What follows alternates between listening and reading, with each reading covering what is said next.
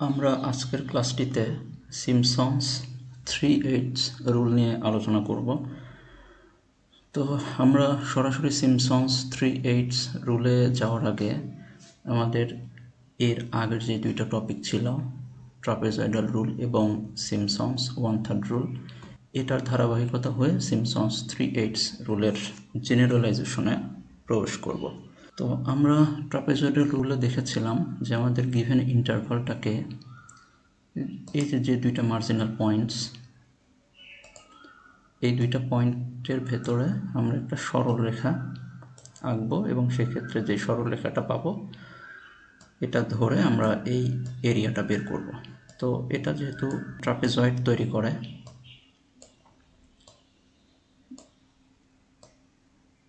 সেক্ষেত্রে আমরা এটাকে ট্রাপেজয়েডাল রুল বলি এবং সেক্ষেত্রে আমাদের একটা জেনারেলাইজড এন সংখ্যক ইন্টারভালের জন্য একটি ফর্মুলা ডিরাইভ করেছিলাম, সেটা আমরা দেখেছি। সরলরেখার সমীকরণ হচ্ছে y = x + b। তো এই সরলরেখাটা ধরে যেই এরিয়াটা পাই আমরা, সেটার আমরা ফর্মুলা বের করেছি। তো তারপরে আসে সিমসন্স 1/3 রুল। তো আমরা এখানে যেটা করেছিলাম সেটা হচ্ছে আমাদের গিভেন ইন্টারভালটাকে দুইটা সাব ইন্টারভালে বিভক্ত করেছি এবং সেক্ষেত্রে আমাদের যেহেতু তিনটা পয়েন্টস আমরা পাচ্ছি, সেই তিনটা পয়েন্টস দিয়ে আমরা একটি প্যারাবোলা বা কোয়াড্রেটিক ফাংশন অ্যাজিউম করে নিয়েছি বা অ্যাপ্রক্সিমেট করেছি এবং এন সংখ্যক এই সাব ইন্টারভাল যদি থাকে সেটার জন্য জেনারেলাইজড ফর্মুলা আমরা ডিরাইভ করেছি। তো যেহেতু আমরা তিনটা পয়েন্টস দিয়ে একটি প্যারাবোলার ইকুয়েশন গঠন করতে পারি বা প্যারাবোলিক এক্সপ্রেশন তৈরি করতে পারি, সেক্ষেত্রে আমরা এই ফর্মুলাটা ব্যবহার করেছি এবং সেক্ষেত্রে আমাদের যে এরিয়াটা আমরা পাচ্ছি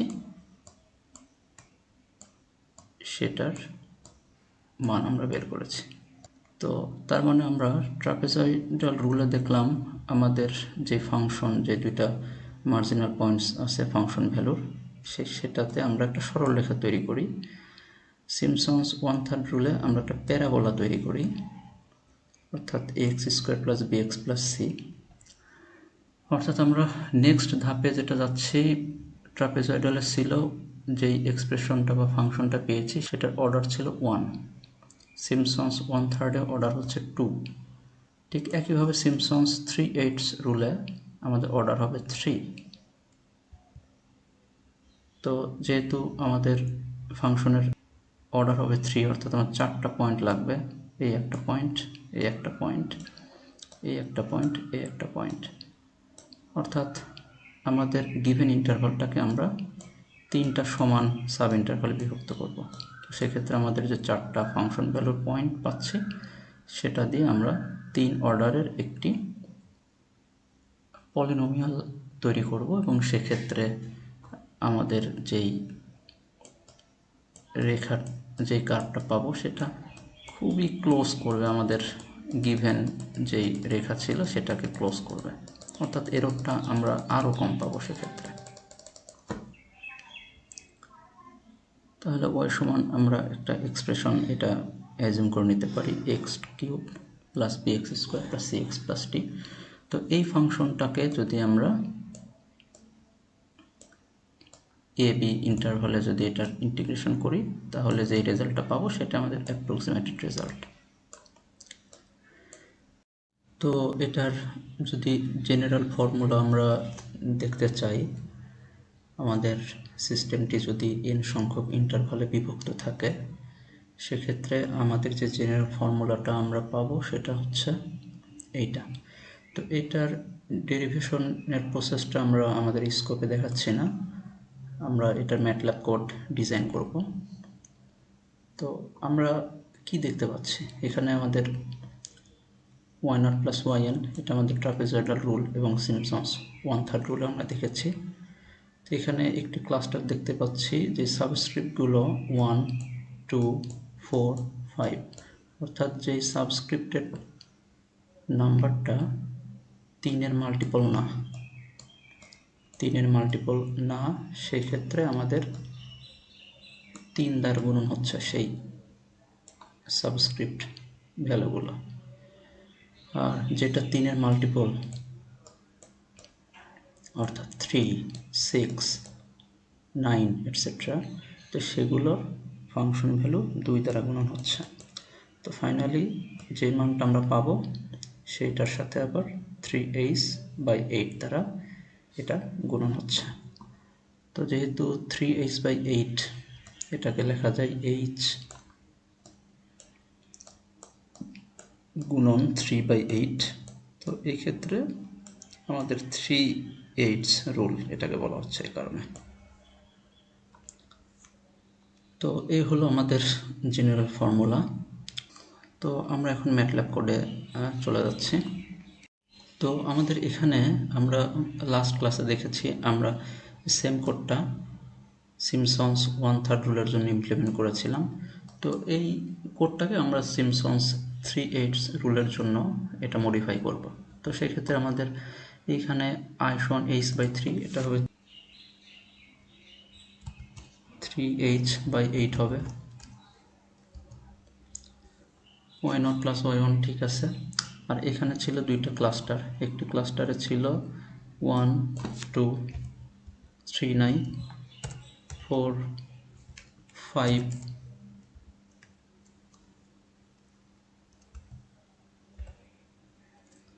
অর্থাৎ যেগুলোর মাল্টিপল 3 না, 1, 2, 4, 5, 7, 8 ইত্যাদি। তো এইটার সাথে কত গুণন থাকবে?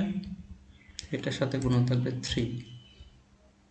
আর যেগুলো হচ্ছে 3 এর মাল্টিপল অর্থাৎ y3, y6, y9 ইত্যাদি, তো সেগুলোর সাথে গুণন থাকবে 2, এটা অলরেডি আছে। তো আমরা সেম ফাংশন নিয়ে কাজ করছি, ইন্টারভাল 0, 1। এইটা n এর মানটা কেমন হওয়া উচিত? আমরা ট্রাপেজয়েডাল রুলে দেখেছি n এর মানটা যে কোনো পূর্ণ সংখ্যা নিলেই সেটা কাজ করবে। আর সিমসন্স 1/3 রুলে দেখেছি n এর মানটা ইভেন সংখ্যা হওয়াটা বাঞ্ছনীয়। আর এই ক্ষেত্রে আমাদের সিমসন্স 3/8 রুলে আমাদের n এর মানটা 3 এর মাল্টিপল হতে হবে, যেহেতু আমরা আমাদের ক্ষুদ্রতম ইন্টারভালটাকে 3টি সাব ইন্টারভালে বিভক্ত করেছি। এখানে খুবই সুন্দর একটা অ্যানালজি আমরা দেখাতে পারি। ট্রাপেজয়েডাল রুলে আমরা n এর মান যে কোনো সংখ্যা ধরি, কারণ হচ্ছে আমরা যেই আমাদের ক্ষুদ্রতম যে ফর্মুলাটা ডিরাইভ করার জন্য কাজে লাগাই সেই এরিয়াটা একটি সাব ইন্টারভাল দ্বারাই গঠিত। সিমসন্স 1/3 যেটা হয় সেটা হচ্ছে আমাদের যে ফর্মুলা ডিরাইভ করার যে ক্ষুদ্রতম যে অংশ সেটা হচ্ছে 2টি সাব ইন্টারভালের মাধ্যমে তৈরি। এ কারণে n এর মানটা আমাদের ইভেন সংখ্যা হবে 2, 4, 6, 8 ইত্যাদি। আর সিমসন্স 3/8 রুলে যেটা হয়, যেহেতু আমাদের এখানে আমাদের 3টি সাব ইন্টারভালে গঠিত, এই কারণে n এর মানটা 3, 6, 9 ইত্যাদি বা 3 এর মাল্টিপল আমরা গ্রহণ করব। তো এক্ষেত্রে h এর মানটা সেম থাকবে। তো এটার অ্যাকচুয়াল মানটা আমরা বলেছিলাম, এটা আমরা লিখে রেখেছি, নোট করে রেখেছি। তো সাম এ পর্যন্ত ঠিক আছে। এখানে শুধু পরিবর্তনটা কোথায় হবে, যদি আমাদের এই i এর মানটা 3 এর মাল্টিপল হয়, যদি 3 এর মাল্টিপল হয় তাহলে আমরা দেখি কি আছে, 3, 6, 9 ইত্যাদি, তাহলে সেটার সাথে 2 দ্বারা গুণন হবে, এটা অলরেডি আছে। আর যদি 3 এর মাল্টিপল না হয় অর্থাৎ 1, 2, 4, 5 ইত্যাদি হয়, তাহলে তার সাথে গুণন থাকবে 3। তাহলে এখানে শুধু 3 দিলেই এটা সিমসন্স 3/8 রুল হিসেবে পরিগণিত হবে। ফাইনালি i এর মানটা কি হবে, 3 গুণন h/8, তাহলে 3 গুণন h/8।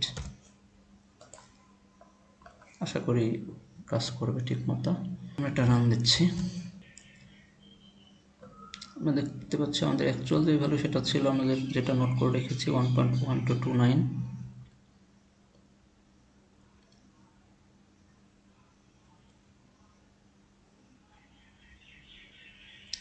Approximated integral 1.125406। এররের মানটা আমরা একটু দেখব। Absolute value of i minus actual,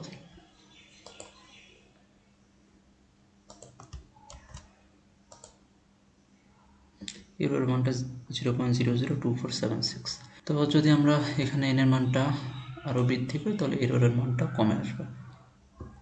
যদি 9 দিই,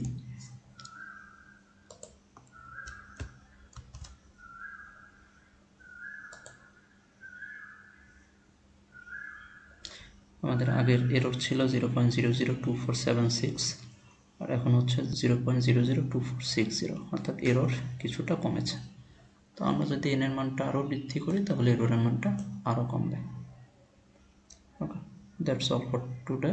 আমাদের সাথে থাকার জন্য অসংখ্য ধন্যবাদ।